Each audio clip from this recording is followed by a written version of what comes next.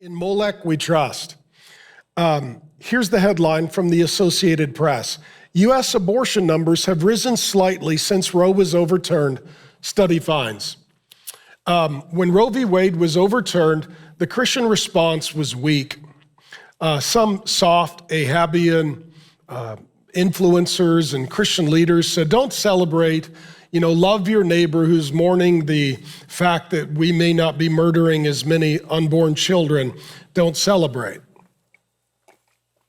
And I'll tell you, during the election season, man, the lying was historic. The amount of money that was spent by the pro-death left, it's shocking.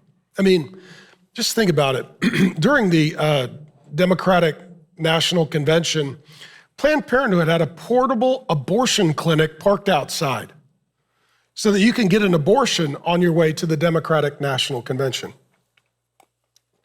You could literally get a DNC on your way to the DNC.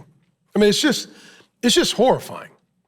And then what has happened is the issue has been put back to the states, but what we're seeing now is the abortion pill just being sent, and people, women, of course, having abortions at home by taking a pill of death.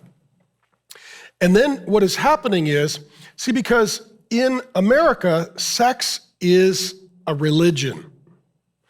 And so murder is the sacrament.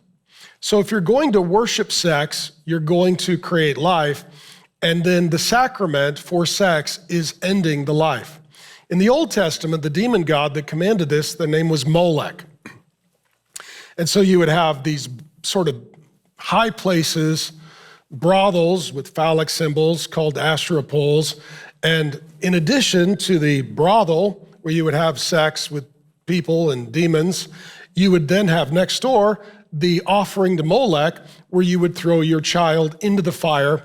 And the equivalent of that today would be a chemical abortion, where you take the child's life through chemical burning. And so literally, this was part of demonic worship in the Old Testament. Well, Molech has made a comeback.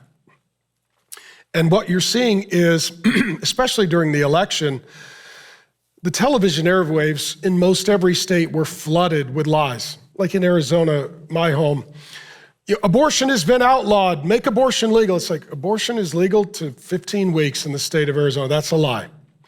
In addition, the number of abortions that happened after Roe v. Wade was overturned exceeded the number of abortions before Roe v. Wade was overturned.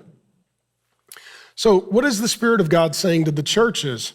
That we have to be pro-life from womb to tomb. That we have to help those women who have made a tragic choice and now regret it, to know the love and forgiveness of Jesus Christ, and to know healing for themselves and hope for the eternal salvation of their child, whom God can call and save from the womb. But also, we need to teach young men in particular that sex is for marriage, and that children are a blessing, and that life is sacred. Furthermore, we need to be a church that celebrates when children are born. We need to have an emphasis on ministry to children so that they know that they are a blessing because we bless them. This means in a culture of death, we need to also inform and educate the young women that life is sacred, and that ultimately the worst thing in the world is not to get pregnant, because children are a blessing. And let me just say this as well, seeing my own wife and now my own daughter and my two daughter-in-laws become mothers, when a woman brings life into the world, God does something extraordinary that men can't even relate or comprehend. God literally re-architects the biological chemistry of the woman, the neural pathways in the brain. She absolutely loves and adores this child. Part of that child genetically literally lives in the woman after the birth, so that they're together in this supernatural way that it just defies all explanation. This is why women who don't even love children, they love their children. Even women who don't bond with children, they bond with their children.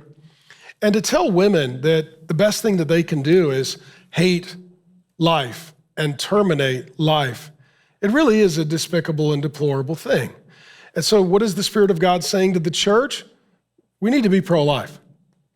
And shame, and just shame on all of those pastors, including those cowardly, woke, worthless evangelical pastors who encourage people to vote for Harris and Walz, the most pro-death, anti-life candidacy in American history.